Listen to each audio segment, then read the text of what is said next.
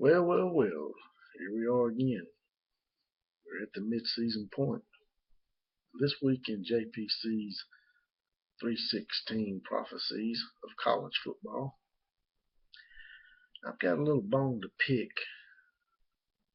with the Georgia Bulldogs.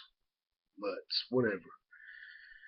It seems that they've been running their mouth quite profusely throughout the week before they played the 15-time national champions, the Alabama Crimson Tide. And it wouldn't matter to me what team they played, because it seems to happen with every team they play. My problem today is the hypocrisy that is Mark Richt. You see, Mark Richt goes around putting himself out there as some kind of grand Christian, which there's nothing wrong with that. People should be proud of their religion. But when your program represents you as a head coach, you would think that as a Christian man that you want your players to represent you in a very good light. You see, Mark Richt's players have been known to be very unsportsmanlike. See, before the game started, they decided to get all up in Alabama's face in the tunnel and try to instigate whatever they could to try to get in the heads of the Alabama Crimson Tide. And as you've seen, it didn't work.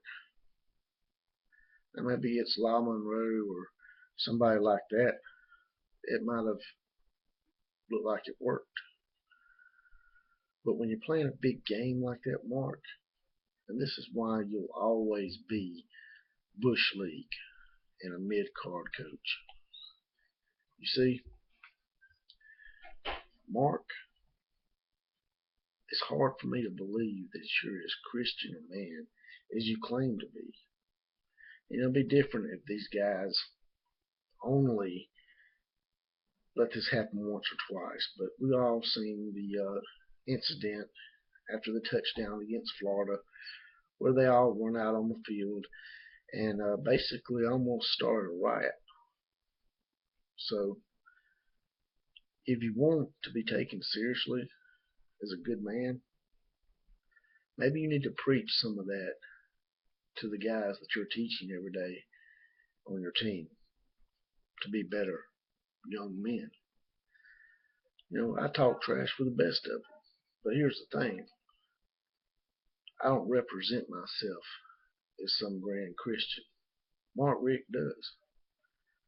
And as of right now, I've lost a lot of respect for him.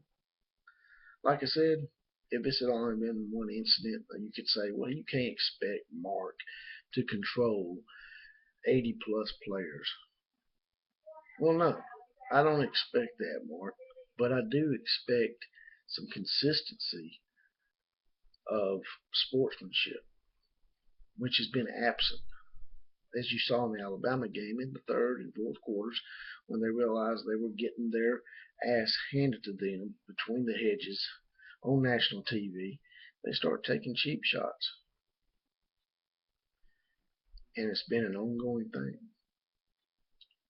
So, Mark, I know you can't control all of them because none of us can. Alabama's had their bad apples too, but it seems like you are encouraging this kind of behavior.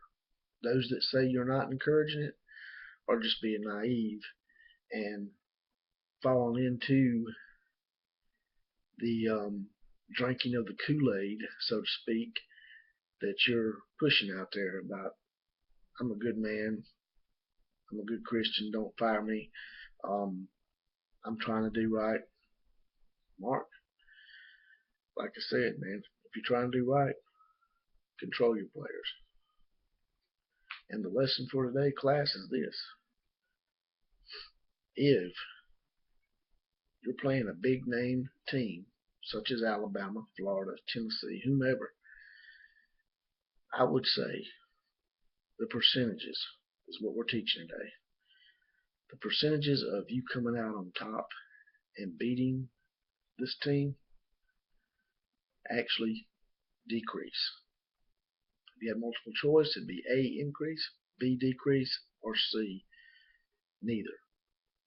But it would be, the correct answer today, class, would be it decreases your chances of winning. And it also makes you look, as a coach, like a total hypocrite.